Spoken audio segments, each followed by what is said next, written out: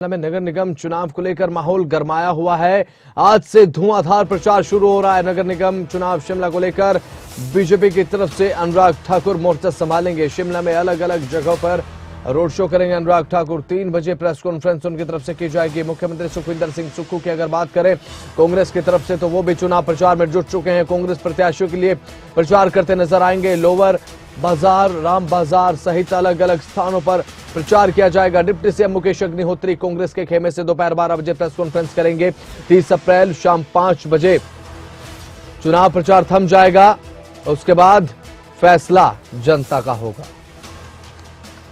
प्रदीप ठाकुर ज्यादा जानकारी के साथ शिमला से हमारे ब्यूरो लाइव जुड़ चुके हैं। प्रदीप ठाकुर, देखिए शिमला में नगर निगम का चुनाव है, माहौल गर्म है। एक तरफ जहां पर बीजेपी पूरी तरीके से मोर्चा संभाले हुए आज से धुआंधार प्रचार को लेकर, तो वहीं अब कांग्रेस भी दम भरती नजर आ रही है। CM Sukhvinder Singh Sukhu, deputy CM Mukesh Agnihotri मोर्चा संभाल रहे हैं दोनों तरफ से।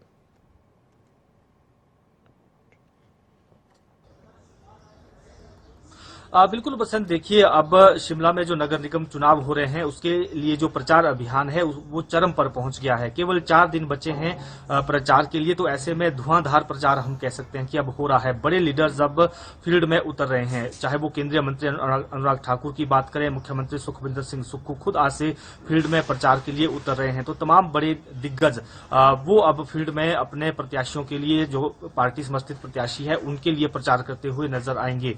अनुराग ठाकुर का दौरा आज का केवल 1 दिन का है और कुछ देर में उन्होंने जो टूटू है, मझियाट है, इन 2 वार्ड में प्रचार करना है। रोड शो भी उनके होने हैं और नुक्कड़ सभाएं भी करनी है। उसके बाद खलीनी में एक नुक्कड़ सभा जो है उन्होंने करनी है। तो शाम को जो है यही कृष्णानगर में एक प्रचार होना है। उसके बाद उन्होंने वापस दिल्ली लौटना है। तो आज का दिन कुल मिलाकर शिमला में ही नगर निगम के अलग अलग वार्ड में अनुराग ठाकुर का रहेगा। और इसके साथ साथ मुख्यमंत्री सुखविंदर सिंह सुक्खू की बात करें तो वो भी राम बाजार में, लोअर बाजार जो शिमला में है वहां पर प्रचार करेंगे। 12 बजे से उनका प्रचार का दौर शुरू हो जाएगा और उसके बाद कुछ और वार्ड में भी प्रचार के लिए जाएंगे। जो कांग्रेस के प्रत्याशी हैं उनके लिए वोट मांगेंगे। और इसी तरह से जो डिप्टी सीएम मुकेश अग्निहोत्री हैं उनको प्रभारी भी यहाँ का बनाया गया है।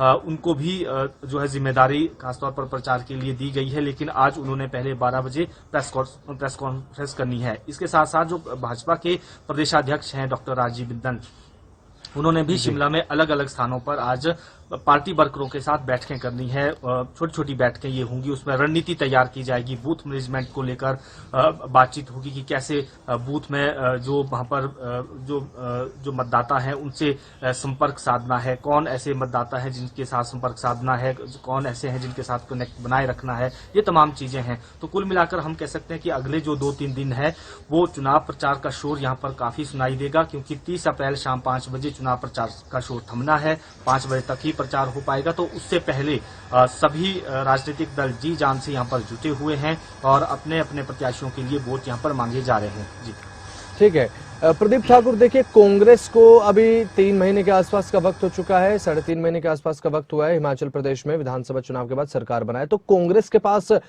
क्या कुछ मैनिफेस्टो में बातें रखी गई हैं जिनके आधार पर यह कह सकते हैं कि कांग्रेस जो है शिमला में नगर निगम चुनाव में दम भर रही है?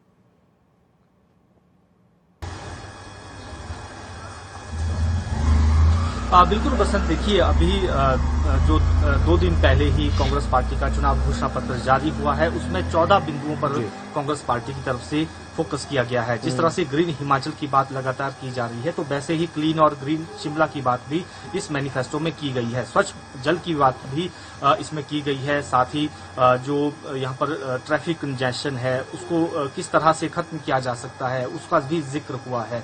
हालांकि विधानसभा चुनाव के तर्ज पर गारंटियां नहीं दी गई है, केवल वो वायदे किए गए हैं और उसमें कहा भी गया है कि हमारे इरादे और वायदे हैं ये। तो ऐसे में जिस तरह से विधानसभा चुनाव के वक्त गारंटियां दी गई थी, उस तरह की गारंटी तो कांग्रेस ने इस चुनाव घोषणा पत्र यानी इस नगर निगम चुनाव में नहीं दी है।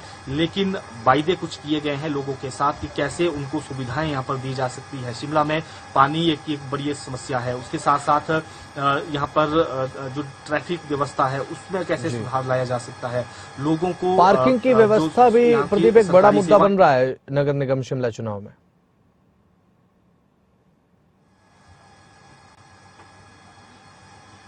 बिल्कुल देखिए, क्योंकि ट्रैफिक व्यवस्था और पार्किंग व्यवस्था ये एक बड़ी समस्या शिमला में हमेशा रही है और खासतौर पर जब पर्यटन सीजन होता है उस दौरान ये ज्यादा समस्या आती है। और कई बार हमने देखा कि जब पीक पर पर्यटन सीजन होता है तो उस वक्त यहाँ पर पार्किंग भी नहीं मिल पाती है। जो लोकल पार्किंग एरिया यहाँ पर है वो पूरी तरह से भर जाती है वो पार्किंग, और फिर पर्यटकों को वापस यहाँ से लौटना पड़ता है। ये चीजें भी रही है। तो यही तमाम चीजें हैं कि कैसे यहाँ पर जो है डीकंजेशन हो सकता है और ऐसे में जो सुविधाएं हैं आम लोगों को भी और उसके साथ साथ पर्यटकों को भी मिले, क्योंकि रोजाना देखा जा रहा है अभी भी पर्यटन सीजन अब लगभग शुरुआती दौर पर है और ऐसे में हम कह सकते हैं कि स्प्रिंग सीजन इस वक्त चला हुआ है। तो ऐसी स्थिति में पर्यटक बड़ी संख्या में शिमला का रुख करते हैं और सुबह के वक्त और शाम के वक्त हमेशा ये देखा जा रहा है कि बहुत ज्यादा ट्रैफिक यहाँ पर लग रहा है। तो ये मुद्दे यहाँ पर बने हैं, राजनीतिक मुद्दा ये बना हुआ है और लोकल लेवल पर भी जो यहाँ पर कैंडिडेट उतरे हैं दोनों दलों के, बाकी भी जो दल हैं उन्होंने इसको भी अपना एक मुद्दा बनाया हुआ है। लेकिन दूसरी तरफ अगर